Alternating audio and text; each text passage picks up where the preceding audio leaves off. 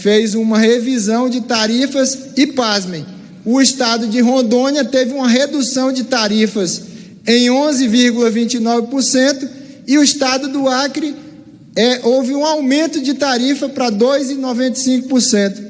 Eu quero saber qual é o critério que foi utilizado para a ANEEL, dois estados próximos, amazônicos, da região norte, muito parecidos, e você tem uma redução drástica na tarifa, enquanto o outro, um estado pobre, que é o meu estado, que tem apagões, tem acontecido problemas sérios nas redes, em vários bairros, em vários municípios. Os investimentos que estavam previstos como linhão para Cruzeiro do Sul não aconteceram, e nós temos aí esse problema das tarifas que já vem desde a privatização da energia. Então nós estamos pedindo explicações, nós estamos pedindo, sim senhor presidente, nós estamos pedindo providências.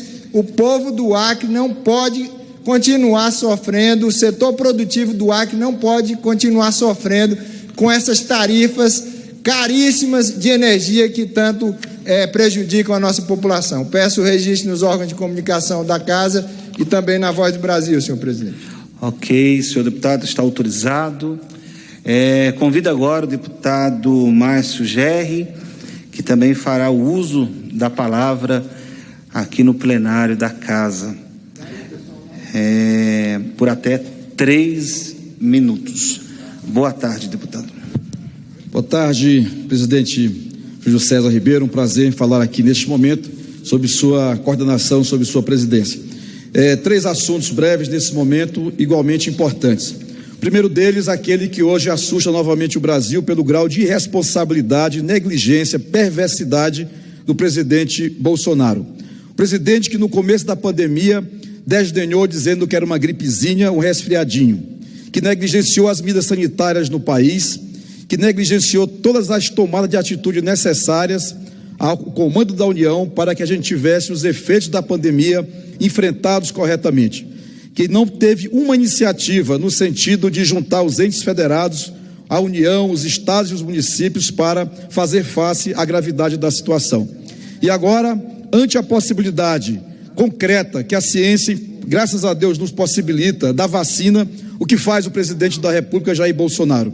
Novamente a marca da negligência, da irresponsabilidade, da perversidade que só é possível ter num coração genocida que parece ser cada vez mais o do presidente da República. É hora de nós todos dizermos ao Brasil: vacina para todos. É um absurdo, é absolutamente incompreensível que a esse momento não tenhamos ainda um plano elaborado de vacinação em nosso país.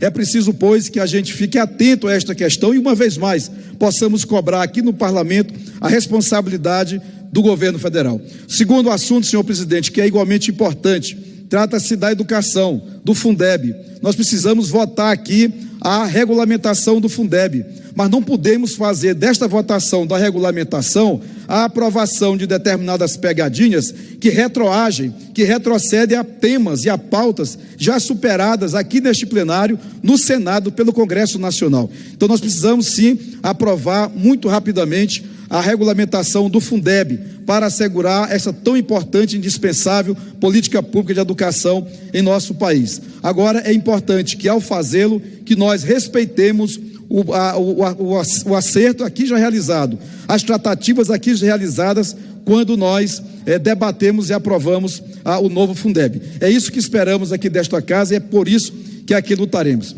E concluo, senhor presidente, fazendo também uma conclamação muito importante a esta casa sobre a lei de diretrizes orçamentárias e sobre a lei orçamentária anual. Nós precisamos avançar nesse debate e eu chamo a atenção, na condição de presidente da Frente Parlamentar Mista, pelo fortalecimento do SUS, a Frente SUS, para a importância de nós termos a garantia do fortalecimento do SUS com a ampliação de recursos e não com a diminuição de recursos, como intenta fazer o governo federal. Muito obrigado, presidente, por sua atenção. Muito obrigado aos que nos assistem nesse momento em todo o Brasil e peço que seja veiculado nos órgãos de comunicação da Casa. Boa tarde. Eu que agradeço, deputado Márcio, dizer que está autorizado a inclusão na Voz do Brasil e convido agora para fazer uso da palavra, não estava no momento que eu chamei, mas como foi agora há pouco, eu chamo aqui novamente, nosso deputado General Pertenelli, de São Paulo, para poder fazer uso da palavra, o qual irá fazer aqui no plenário dessa casa. Boa tarde. Boa tarde, presidente. Exatamente no momento que estava nos chamando, eu estava presente na comissão externa do coronavírus, cujo tema era exatamente o Plano Nacional de Mobilização.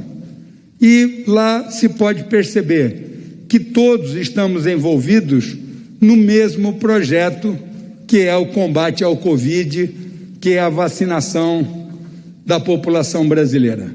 É importante ressaltar o projeto de lei já aprovado, 14006, que diz que toda medicação para o Covid que foi aprovada nas agências internacionais, a Anvisa tem 72 horas para aprovar a vinda desse remédio também para o Brasil. Isso se estende para as vacinas. Então, vamos ter tranquilidade, tranquilizar a população brasileira.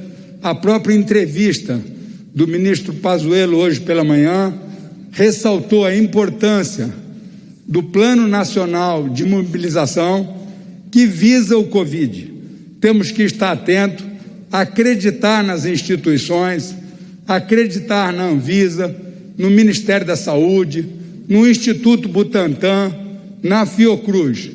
Eu tenho certeza que todos nós, reunidos, vamos vencer o Covid.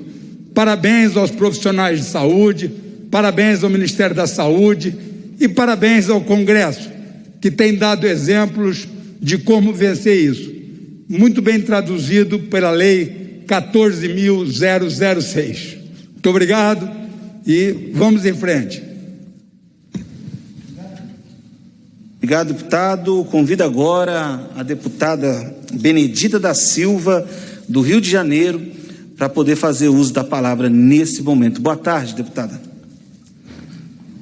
Boa tarde, presidente, senhoras e senhores deputados. Eu quero que que o governo vai tirar o auxílio emergencial que protegeu milhões de pessoas, de famílias, e que esta Casa de Lei votou beneficiando essas famílias. E nós vemos dizer que não vai prorrogar e não apresenta nenhuma proposta de uma renda mínima para substituir. Mas como essas pessoas vão conseguir viver se há um mundo de desempregados nesse momento? O governo acha que isso vai ameaçar o equilíbrio das contas públicas. Pelo amor de Deus, essas contas são contas que já estão comprimidas pela lei do teto de gastos, que levou e está levando esse país para o caos, porque deixou de investir na saúde, na educação, deixou de investir na seguridade.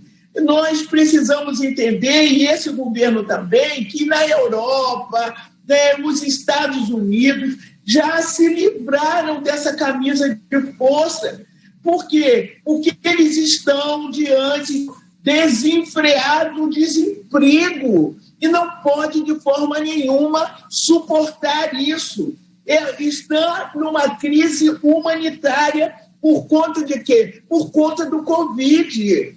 Então é importante que o governo atente para isso. Nós estamos vivendo uma nova realidade nesse país, e ao viver essa nova realidade, que não é apenas nesse país, é no mundo, o governo deveria tomar outras decisões, não considerar que isso é um prejuízo, investir no combate à fome de quem tem fome, dos miseráveis, do bem-estar social da população, da segurança alimentar da população. Qual é o prejuízo que nós vamos ter? Mas um governo que prefere adiar a questão do uso da vacina, nós vamos esperar o quê desse governo? Deixar que morram mais milhares de cidadãos. Então, senhor presidente, nós estamos assistindo uma verdadeira birra política. E é preciso que este momento tenha consciência de que aumenta o número de mortos por Covid, que aumenta o número de desempregados, aumenta o número de miseráveis, aumenta o número de desabrigados, e não pode, de forma nenhuma, o governo dizer que vai retirar agora o auxílio emergencial. Nós continuamos na emergência do Covid, nós estamos continuando aí na emergência dos atendimentos, os hospitais já estão precisando ter mais leitos, já estão precisando de novos e mais equipamentos, as pessoas nos hospitais já estão na fila. Para encerrar, deputada. Vou encerrar, senhor presidente. A birra do presidente Bolsonaro. Muito obrigada, senhor presidente, pela tolerância. Convido o deputado Joseildo Ramos, do PT da Bahia, para fazer uso da palavra. Senhor presidente, senhoras e senhores deputados, todos que nos assistem nesse momento, eu quero me manifestar sobre a oportunidade que o Brasil teve de ser eficaz no combate à pandemia. A contaminação da Covid só chegou ao Brasil depois de 1 mês e meio do alastramento do vírus no mundo. O Bolsonaro, desde lá, manteve-se totalmente distante de sua responsabilidade de combater a pandemia.